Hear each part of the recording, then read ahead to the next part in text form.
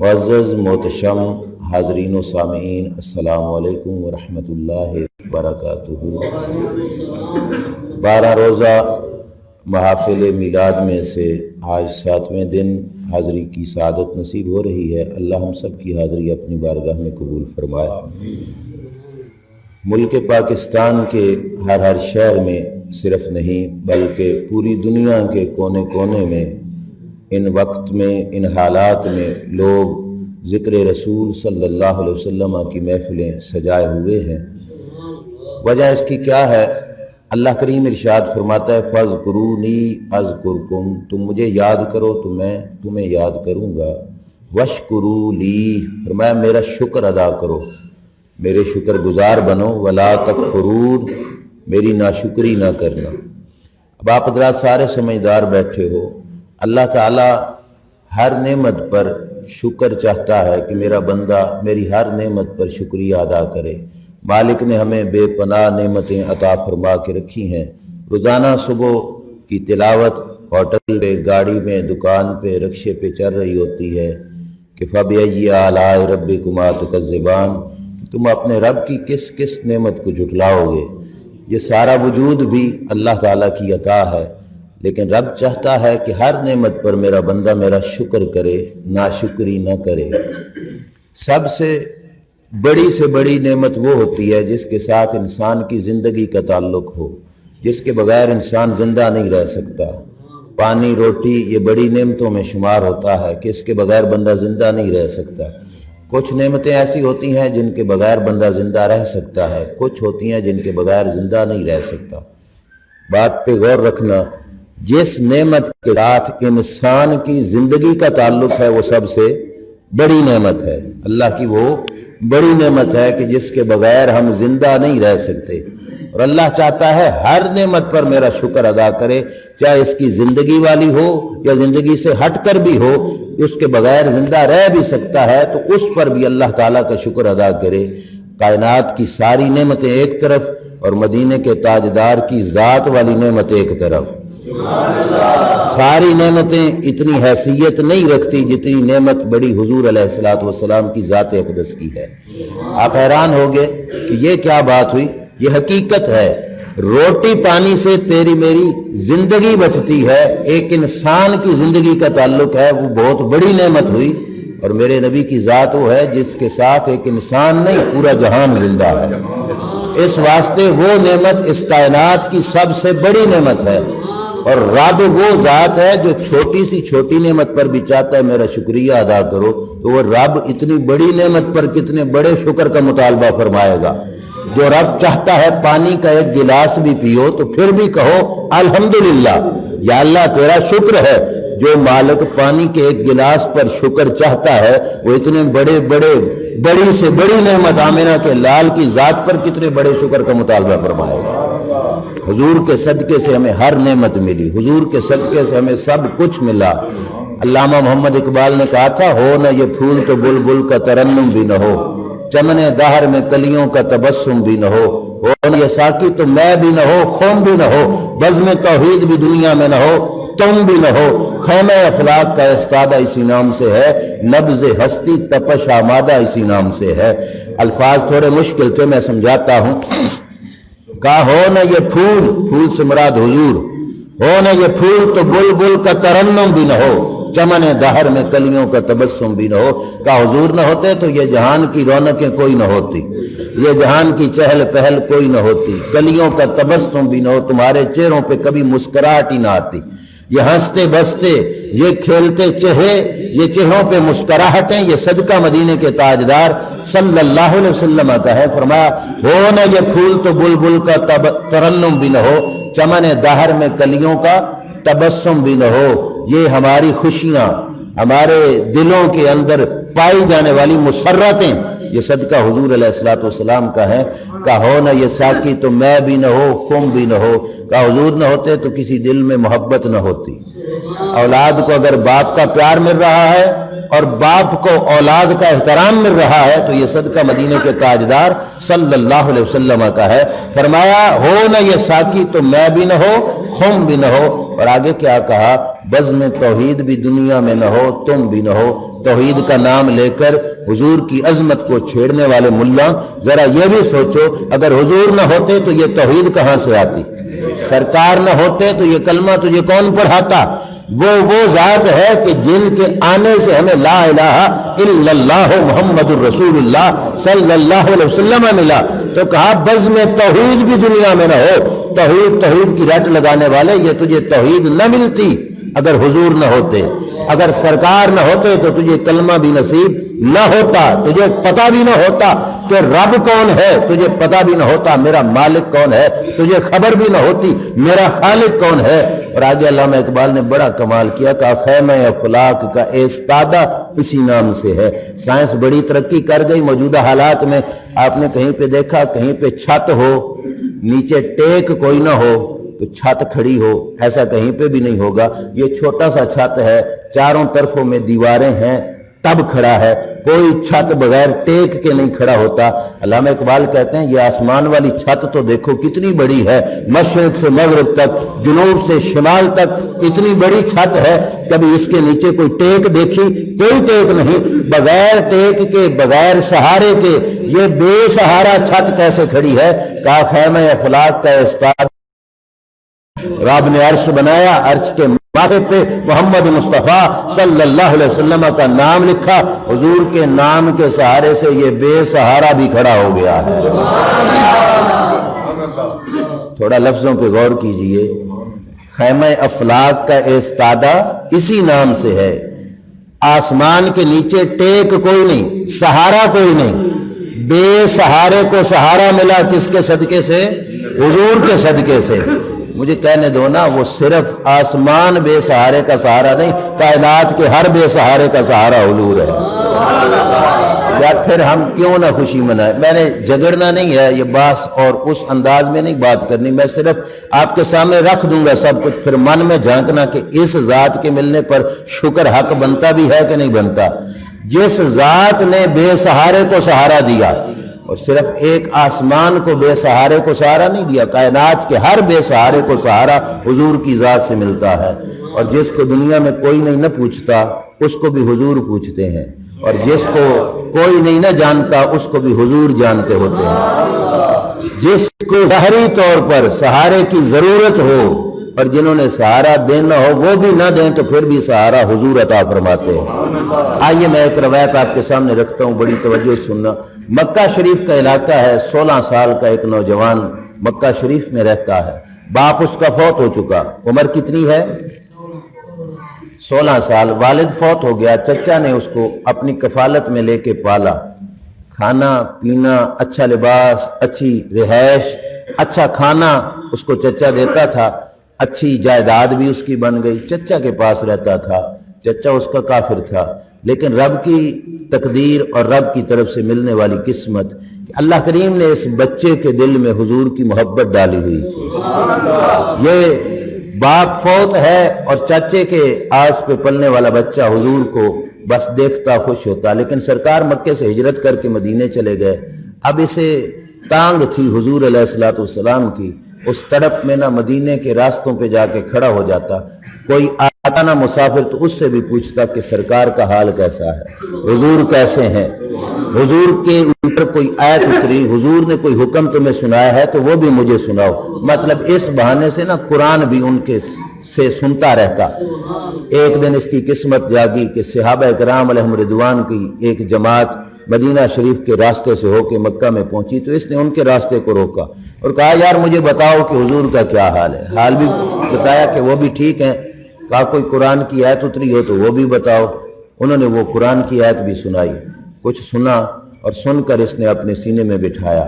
آگے سنیے، اس بچے نے جب اپنا اظہار محبت کیا تو صحابہ بولے یار اگر تمہیں حضور سے اتنا ہی پیار ہے مکہ چھوڑ کے مدینے نہیں آ جاتے؟ انہوں نے کیا کہا؟ انہوں نے کہا کہ میں چچا کے پاس رہتا ہوں، چچا کو چھوڑ کر میں مدینے کیسے آؤں؟ اب بظاہر یہ لفظ عشق پہ چوٹ ہے کہ اگر عشق تھا تو چچا کو کیوں نہیں چھوڑ سکتے تھے، لیکن غلام کی محبت میں ایک چیز چھپی تھی۔ اس نے کہا چچا کو چھوڑ کے کیسے آؤں؟ کیوں؟ کہا میرا ارادہ یہ ہے کہ میں اکیلا نہیں حضور کے دربار میں آؤں گا، چچا کا ہاتھ پکڑ کے حضور کے سپرد کروں گا۔ मतलब تھا کہ میں خود نہیں، میں چچا کو بھی مسلمان کر کے لانا چاہتا ہوں، اس واسطے میں یہاں پہ ہوں، اس ارادے کے ساتھ میں مکہ شریف میں ہوں۔ صحابہ سے قرآن کی آیتیں سنی، چچا کو جا کے یوں کہتا ہے، مدینہ یثرب کا جو محمد ہے نا، وہ اپنے ساتھیوں کو یہ کچھ سناتے ہیں، یعنی اس بہانے قرآن اپنے چچا تک بھی پہنچایا کرتا تھا۔ اسلام تو اس نے قبول کر لیا، اور چھپ چھپ کرنا اللہ کی بارگاہ میں سجدہ ریز بھی ہوتا، بکریاں چرانے دن کو جاتا، کسی ایسے مقام پہ چلا جاتا جہاں پہ کوئی نہ دیکھ رہا ہوتا، تو وہاں پہ جا کے نا اللہ کے حضور سر بسجود ہوتا، اللہ کی عبادت کرتا۔ دل ہی دل میں نا اس نے سوچا کہ کبھی میرا چچا بھی مان جائے گا، اور ہم دونوں حضور کے دربار میں گئے۔ اس انتظار میں 3 سال بیت گئے، چچے پہ اثر کوئی نہ ہوا۔ یہ ایک نصیب کی بات ہوتی ہے کہ جسے چاہیں اس کو نواز دیں، یہ در حبیب کی بات ہے۔ ہر کسی کو یہ مقدر میں نہیں ملتا ہوتا، یہ کسی نہ کسی کو نصیب میں ملتا ہے۔ میں نے رات کو دیکھا، اور کسی نے مولانا کوکب نورانی سے پوچھا کہ میلاد شریف کہاں لکھا ہے، انہوں نے کہا ہماری نصیب میں لکھا ہے۔ اب یہ ہے نصیب کی بات، ایمان بھتیجے کو نصیب ہوا، اور چچا کے انتظار میں تھا، 3 سال گزر گئے، چچا کو ایمان نہیں نصیب ہوا، لیکن عشق کی جو آگ اندر تھی نا وہ بھڑک اٹھی۔ سلطان بہو صاحب نے فرمایا تھا نا، اندر بوٹی مشک مچایا تے جان پھلن تے آئی ہو، وہ وہاں تک نوبت پہنچ گئی۔ چچا کے پاس آیا، کہا چچا مدینے نہ چلیں؟ چچا نے کہا مدینے کیوں؟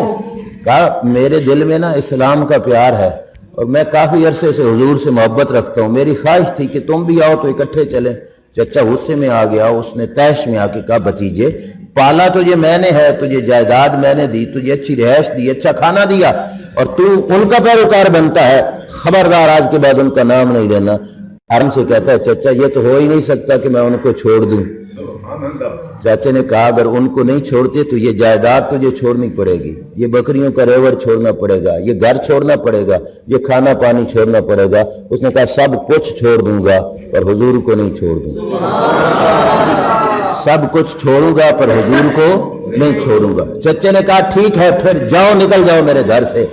روایت میں آتا ہے کہ تن کے 2 کپڑے بھی چچا نے جسم سے اتار لیے، کھینچ لیے، دونوں کپڑے، شلوار قمیض جو تھی بدن پہ وہ کھینچ لی چچا نے، کہا نکل جاؤ گھر سے۔ روتے ہوئے اپنی ماں کے پاس پہنچے اور کہا کہ میں جانا چاہتا تھا اور مجھے چچا نے ایسے کیا۔ تو ماں بھی اسی طرح کی تھی، اس نے کہا اس نے صحیح کیا ہے۔ کہا مجھے بدن ڈھانپنے کے لیے کوئی کپڑا مل سکتا ہے؟ ماں نے کپڑا نہیں دیا، 2 ٹاٹ پڑے تھے وہ اٹھا کے دیے، اور اس درویش نے کیا کیا، ایک ٹاٹ اپنے شرمگاہ کو چھپایا اور ایک ٹاٹ اپنے کندھے پہ رکھ کے مدینہ شریف کی طرف چل پڑا۔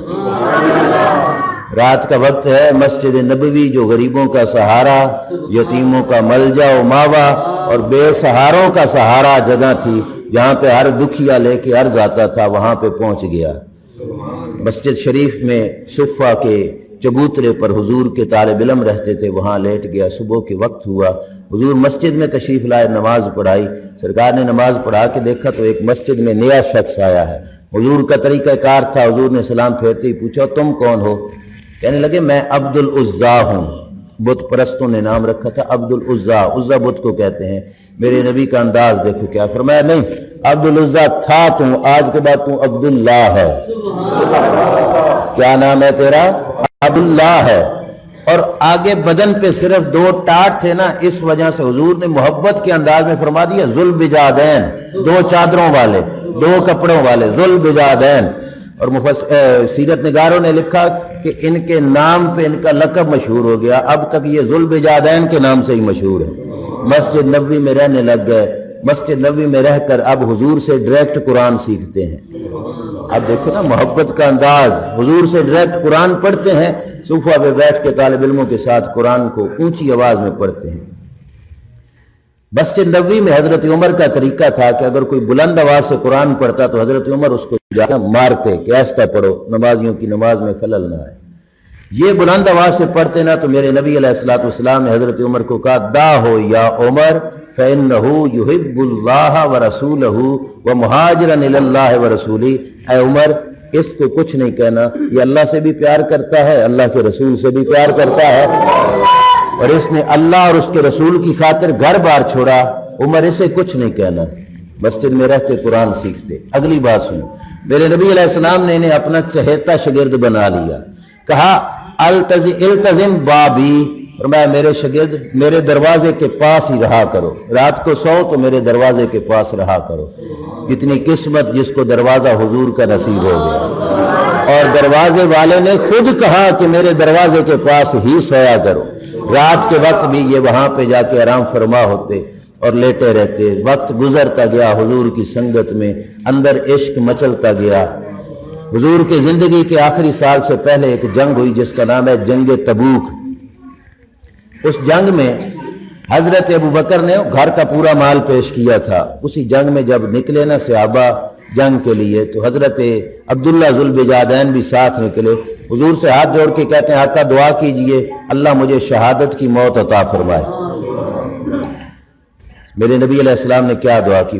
فرمایا اللہم انی احرم دمہ علی الکفار، یا اللہ میں اس کے خون کو کافروں پہ حرام کرتا ہوں، کوئی کافر اسے شہید نہ کر سکے۔ حکمت تھی اس میں، انہوں نے شہادت مانگی، سرکار نے یہ کہہ دیا۔ اب جو جہاں سے میں نے بات کو شروع کیا تھا وہاں پہ آپ نے ذہن کو روکنا ہے۔ کیا بات تھی؟ خیمہ افلاق کا استادہ اسی نام سے ہے کہ آسمان بے سہارا، اس کا سہارا حضور ہے، وہاں سے بات شروع کی۔ چلے تبوک کے راستے میں جا کے ایک جگہ پہ پڑاؤ کیا، عبداللہ ذوالبجادین کو بخار ہوا، راستے میں ان کا وصال ہو گیا۔ اللہ کے نبی نے حضرت ابوبکر کو بھی ساتھ لیا، حضرت عمر کو بھی ساتھ لیا، ان کے کفن اور دفن کا انتظام کرنے لگ گئے۔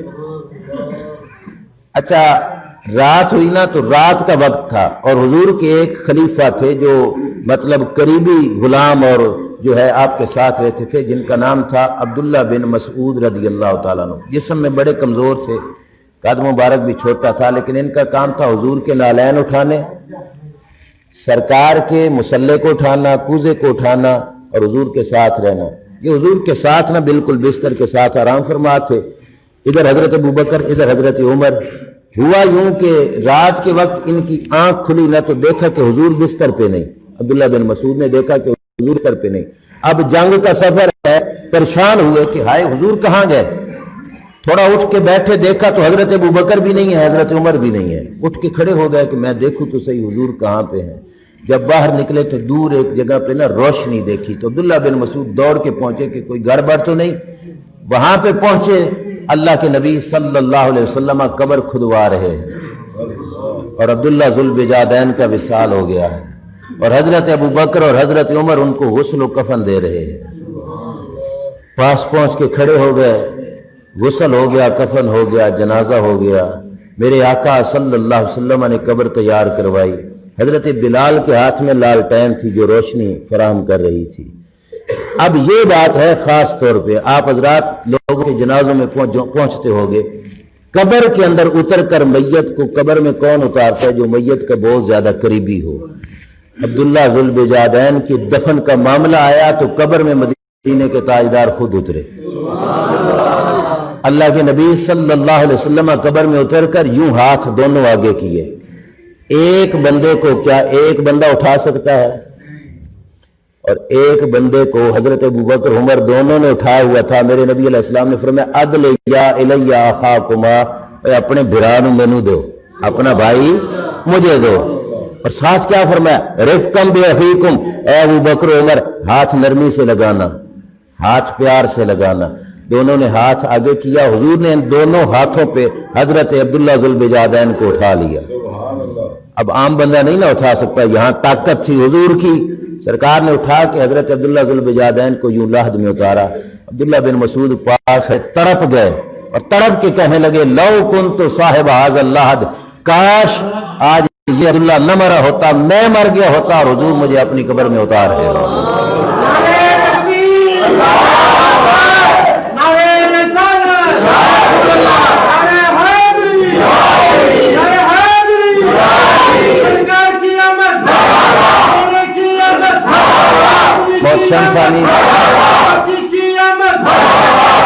محترم سامعین، چند باتیں میری سنیں توجہ سے کہ سرکار نے جس وقت قبر میں اتارا اور اتار کر کیا کہا؟ اللہم انی امسیت عنہ راضیا فرض عنہ، یا اللہ تیرا نبی اس سے راضی ہے، تو بھی اس سے راضی ہو جا۔ حضور نے دعا کی، کسی کی قبر پہ کوئی دعا کرتا ہے، حضور نے اس کی قبر پہ دعا کی۔ یہاں پہ ایک ضمن بات سمجھاتا چلوں، سرکار صرف یہ کہہ دیتے نا یا اللہ تو راضی ہو جا، یہ کیوں کہا یا اللہ میں راضی ہوں تو بھی راضی ہو جا؟ اپنی رضا کا حوالہ کیوں دیا؟ میرے استاد محترم حضور شیخ الحدیث و تفسیر اشرف العلماء علامہ محمد اشرف سیالوی رحمۃ اللہ تعالی علیہ فرماتے تھے کہ اس کی وجہ یہ ہے کہ رب نے اپنے محبوب کو کہا ہوا تھا میرے محبوب جس سے تو راضی ہوگا نا میں اس سے راضی ہوں گا، تو سرکار نے پہلے عرض کیا یا اللہ میں راضی ہوں، اب تو بھی اس سے راضی ہو جا، اپنی رضا پہلے بتائی اور پھر فرمایا یا اللہ تو بھی اس سے راضی ہو جا۔ یار وہ بے سہارا جس کا باپ فوت ہو گیا، جس کو چچا نے گھر سے نکال دیا، ماں نے بھی چھوڑ دیا، رشتہ داروں نے چھوڑ دیا، لیکن حضور اس سے بھی سہارا عطا فرما رہے ہیں۔ یار بچے نو چپ کرا دو 2 منٹ۔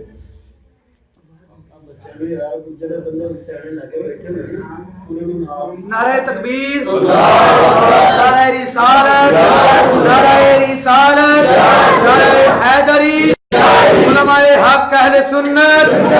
اچھا توجہ کیجئے، آگے علامہ اقبال نے کیا کہا تھا؟ نبض ہستی تپش آمادہ اسی نام سے ہے۔ آپ اتنا جانتے ہیں کہ ہر کسی کی نبض چلتی ہے تو اس کی زندگی محسوس ہوتی ہے، نبض رک جائے تو زندگی ختم۔ علامہ اقبال نے کہا یہ کائنات کی اگر نبض چل رہی ہے تو یہ حضور کے صدقے سے چل رہی ہے، سہارا بھی حضور اور اس کائنات کی زندگی بھی حضور کے صدقے سے ہے۔ اور حضور کا سہارا اتنا بڑا سہارا ہے کہ صرف دنیا میں نہیں قبر میں بھی حشر میں بھی کام آئے گا۔ وہ اعلیٰ حضرت نے کہا تھا نا، کوئی حیران ہو گیا وہاں پہ، میرے امام نے کہا تھا نا رضا پل سے اب وجد کرتے گزریے۔ اب پل ہے، پل صراط بریک، اور بریک جگہ پہ گزرنا ہو بندہ سجے کھبے دیکھ کے بڑے آرام سے گزرتا ہے، لیکن میرے امام نے کہا رضا پل سے وجد کرتے گزریے۔ کیوں کہا؟ وجہ یہ تھی، کہا ہے رب سلم دعائے محمد، کہ حضور سہارا ہے تو پھر پل سے گرنے کون دے گا؟ سرکار گرنے نہیں دیں گے۔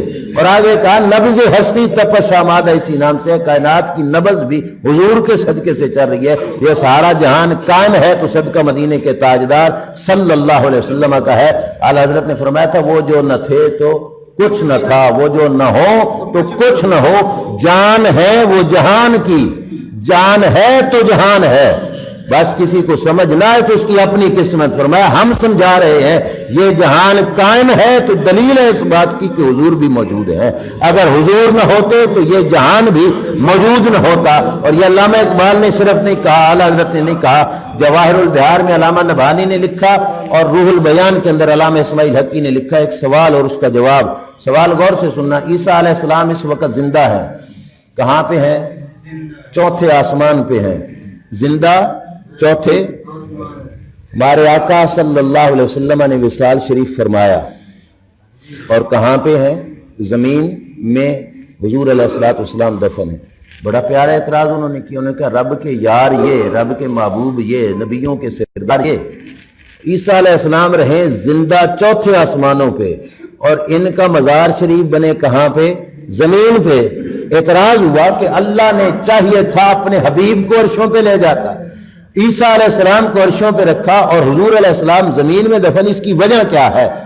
اب آپ بڑے حیران ہو گئے کہ یہ کیسی بات ہے، لیکن جواب دینے والے عاشق تھے، انہوں نے بڑا کمال کیا۔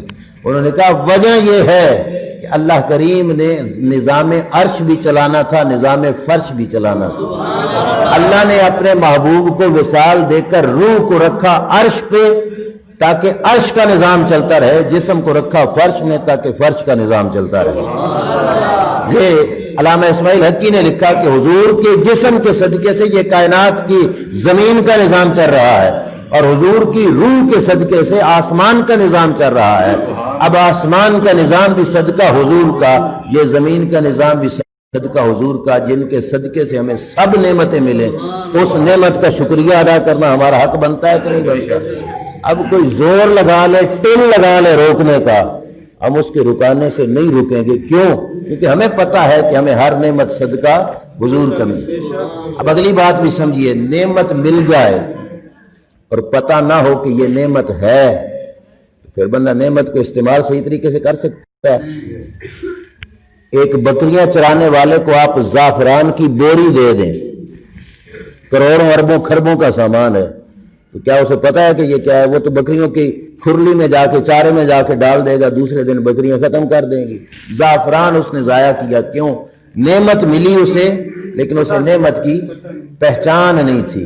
کمال ہے حضور کی عطاؤں کا، سرکار کے صدقے سے فقط نعمت ملی نہیں، حضور نے نعمتوں کی پہچان بھی کرائی ہے، سرکار نے نعمتوں کی پہچان بھی کرائی۔ ہمیں بتایا ہے کہ میرے امتی یہ نعمت کتنی قیمتی ہے، یہ نعمت کتنی قیمتی ہے، یہ نعمت کتنی قیمتی ہے۔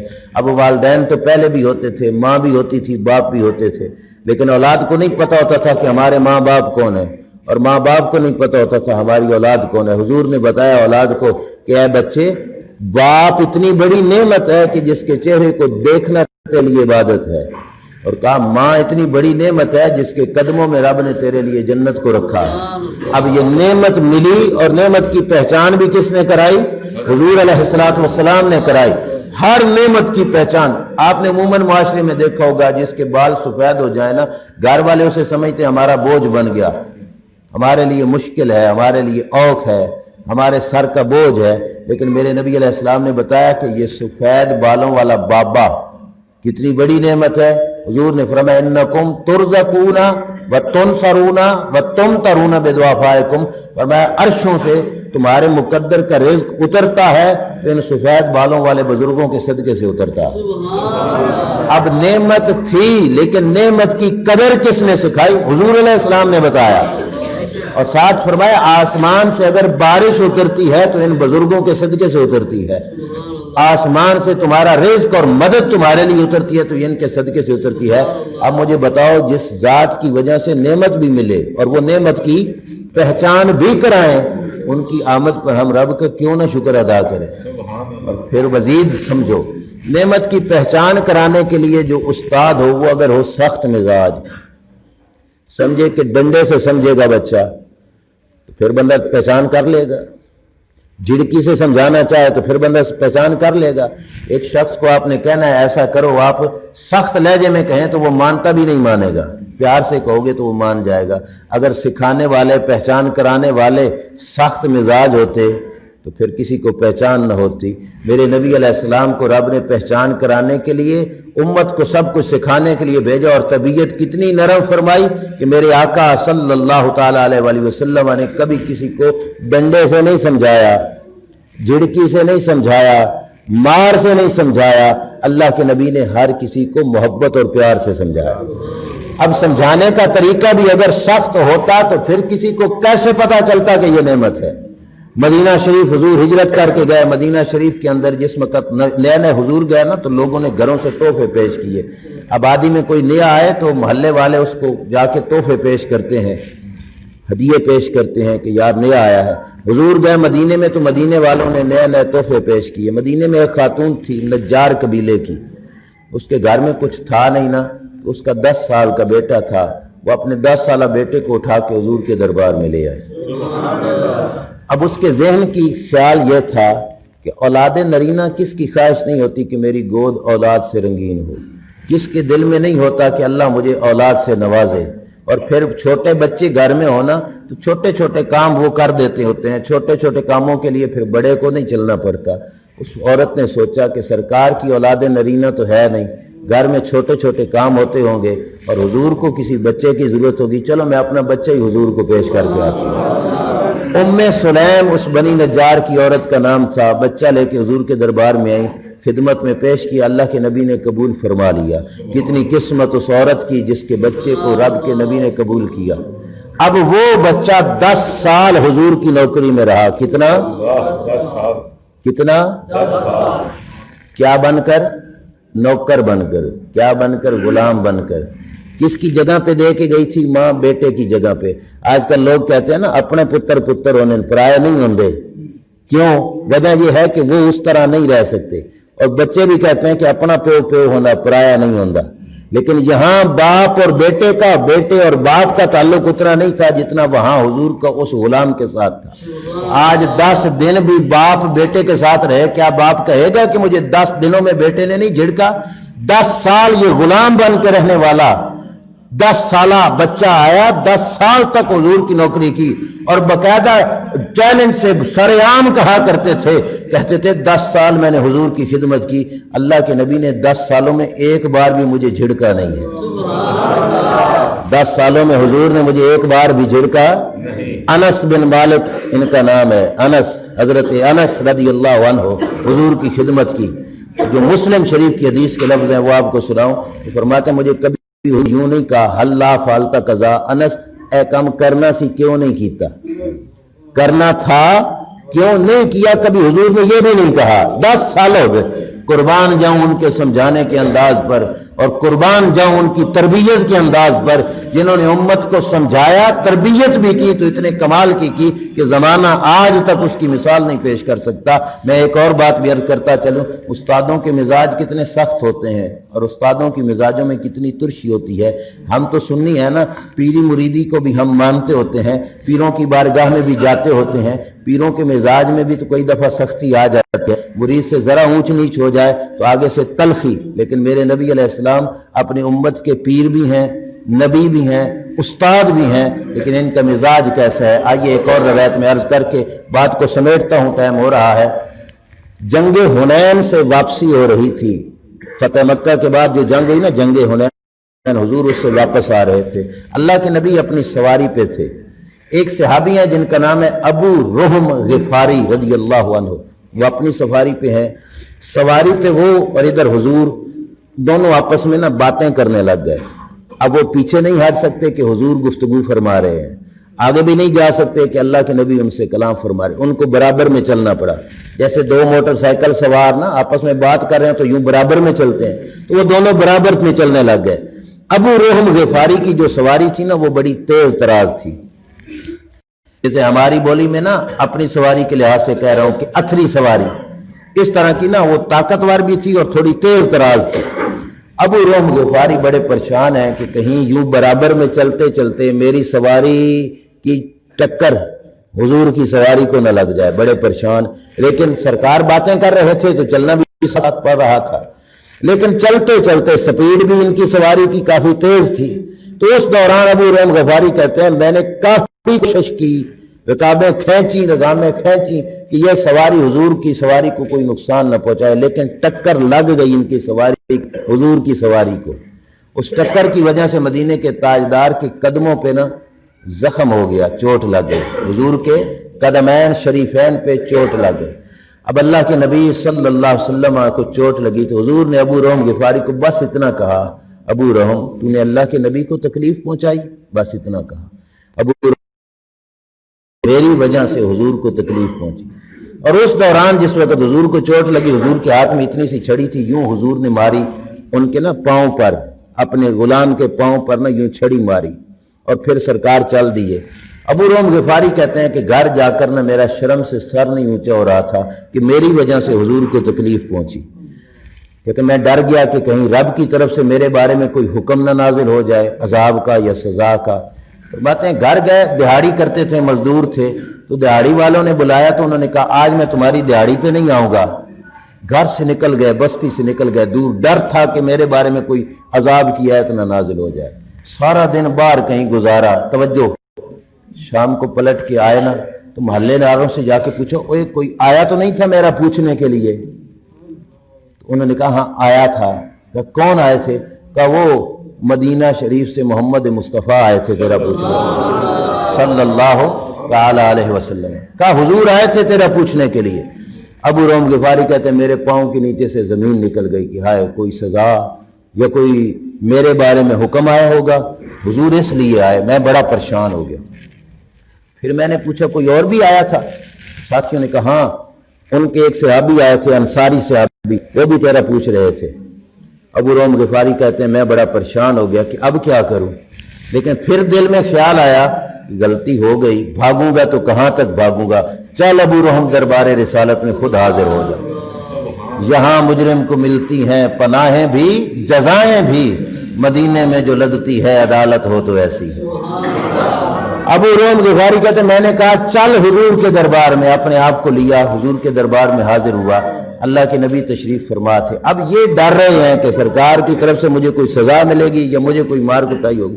یوں جا کے نا دروازے سے پیچھے جا کے کھڑے ہوئے تو میرے آقا صلی اللہ علیہ وسلم کی جو نگاہ پڑی حضور مسکرا دیے۔ سرکار مسکرائے تو حضور کے مسکرانے سے حضرت ابو روح فرماتے ہیں میرے سارے غم ختم ہو گئے، میری ساری پریشانیاں ختم ہو گئیں، جن کی تسکین سے روتے ہوئے ہنس پڑے، اس تبسم کی عادت پہ لاکھوں سلام۔ حضور ہنسے تو ابو روح غفاری کہتے ہیں میرے سارے غم ختم ہو گئے۔ حضور کے دربار میں حاضر ہوئے، پچھلی بات بھی پیاری تھی، اگلی سننا اس سے بھی پیاری۔ میرے آقا صلی اللہ علیہ وسلم کی بارگاہ میں حاضر، حضور نے فرمایا ابو روم کہاں چلے گئے تھے؟ انہوں نے عرض کیا یا رسول اللہ کچھ باہر چلا گیا تھا۔ میرے آقا صلی اللہ علیہ وسلم نے فرمایا میں تیرا پتہ کرنے گیا تھا۔ اب پتہ کس لیے کیا؟ توجہ، فرمایا ابو روحم میری لاٹھی سے تیرے پاؤں پر میں نے ضرب لگائی تھی، میں چاہتا ہوں اس کے بدلے میں تمہیں کچھ دوں تاکہ تو خوش ہو جائے۔